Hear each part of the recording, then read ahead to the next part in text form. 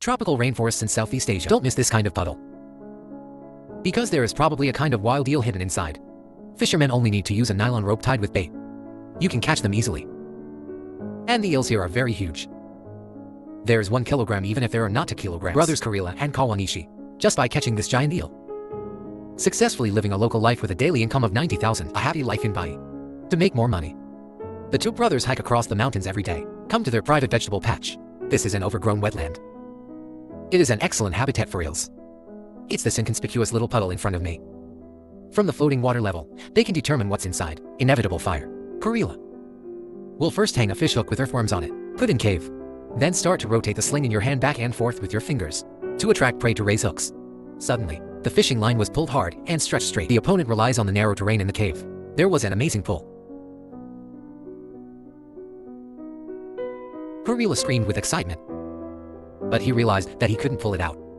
Seeing this, Kawanishi, who was on the side, also hurriedly stepped forward to help him. Fortunately, the fish hook is in the Western right place. Sichuan continues like a morning glory, slowly dug the eel out of the hole. The 2 then held each other tightly. I was afraid that he would run away if he exerted all his strength. Look, this eel is really huge. The body seems to be as thick as 3 fingers. Kurila couldn't hide her joy. Burst out laughing, because the meat of this wild eel is delicious, popular with locals. Selling it can be a good income. This is 1 step closer to his dream of making money and marrying a wife. After putting the first eel into the bucket, the 2 brothers started holding sickles again. He slashed at the weeds under his feet.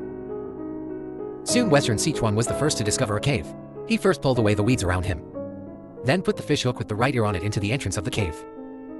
And follow the same pattern. Rub your fingers back and forth. The hanging rope tells the inside.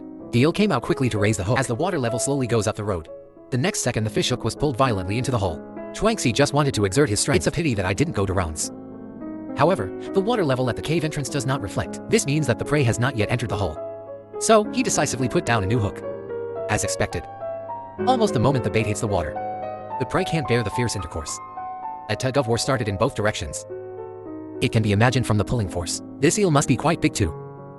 Finally, with the efforts of Western Sichuan, he also successfully pulled the other party out. Good guide, look, another giant eel with a thick body. It's easy to get it, if you make it a little bigger. My fingers may not be able to hold it. Even the girl standing by taking pictures saw this. I can't help it either. I quickly came over to experience the joy of catching eels. 2 consecutive ones are giant eels from Liaojing. This made several people more confident, because this place is deserted and overgrown with weeds. Almost every few steps, you can see a cave full of water. It just so happens that we get hooked from this point on, lest you become wiser again, to question the authenticity of their fishing.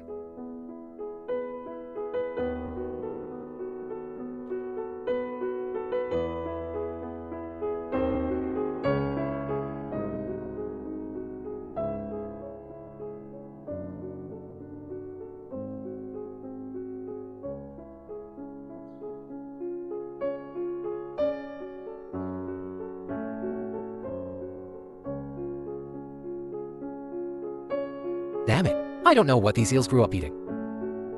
One by one. However, for the 2 Kurila brothers, these are just appetizers. The next few people search together. Just find the cave. They can catch a giant eel from it. Until it gets late. The group of people ended their day's work with satisfaction. To reward myself, after returning, they chose 2 relatively small eels for dinner. Then directly skewer them and put them on the barbecue grill for discussion. Not to mention how moisturized I am during these little days.